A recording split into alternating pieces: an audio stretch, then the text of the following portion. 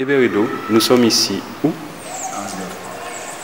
Alors pourquoi le choix de cette commune? Vous savez, la municipalité de Anse-de-la-Trois, ce sont des gens qui viennent de prendre quelque part cette mairie et on nous avait invité à animer une journée de clôture qui s'appelait Clôture en famille. Donc ça s'est très bien passé et surtout l'implication de la population. C'était la première fois que je voyais ça. Et je peux même dire également l'implication des élus. On croit que ce sont des gens dynamiques qui s'intéressent énormément à l'art et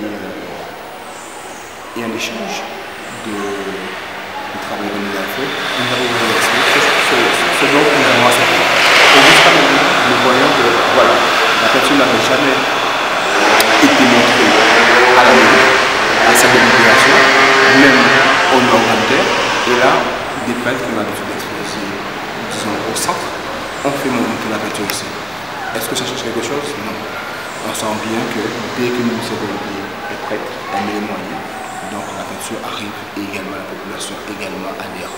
Donc je peux vous dire que lorsqu'on nous dit que notre peuple ne connaît rien de la peinture, il suffit simplement d'habituer les gens, de faire venir des peintres et tout naturellement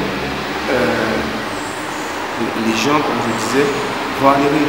On sait bien que la nature a horreur du vide. Donc les gens aiment la vie. La peinture c'est la vie. Donc forcément les gens vont venir. Alors aujourd'hui, c'est une série, deux peintres, Antoine et toi. Qu'est-ce qui fait que vous avez réussi à allier les deux styles et comment vous avez travaillé pour la scénographie de ces deux styles? Je crois que pour ce qui est des... Avec Antoine, on est amis. Donc ça fait longtemps que je travaille, je connais ce travail, il connaît le mien.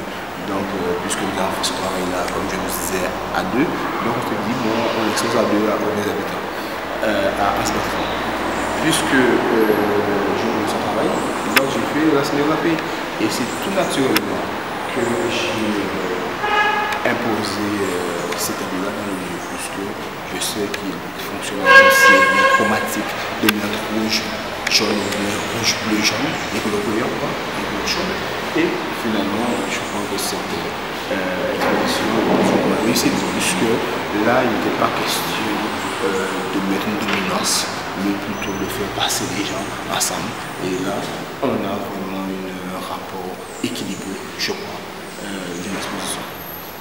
Alors, tu disais que ça ne change rien, mais quand même c'est un acte. Ça fait penser un peu au Rufo-Magé qui avait exposé dans les Mornes en Martinique. C'est quand même un acte fort de se déplacer du centre pour venir dans une commune comme Anse-Bertrand. Oui, on dit qu'à Anse-Bertrand, il n'y a rien, mais lorsque nous essaie de nous dire qu'il va tout axer sur la culture, eh ben, c'est naturellement construit.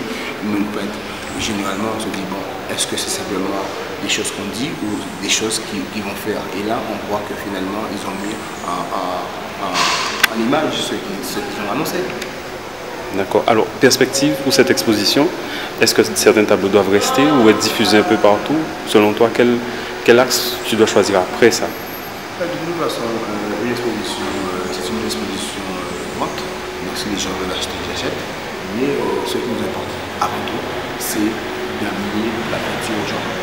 Donc, de toute façon, au mois de novembre, normalement, j'ai une exposition. Donc, là, je serai tout seul et on aura l'habitude de voir ce que je fais en grandeur réelle. Mais là, ce n'est pas une collection que j'ai peint spécialement pour les écrans. Ce sont des tableaux que j'avais, mais il y a au moins 3 à 4 œuvres qui ont été réalisées quand même pour cette manifestation. Alors, pour terminer, pour vous contacter, vos coordonnées respectives, c'est quoi? Moi, c'est le 32 04 50. C'est tout bon. Ok.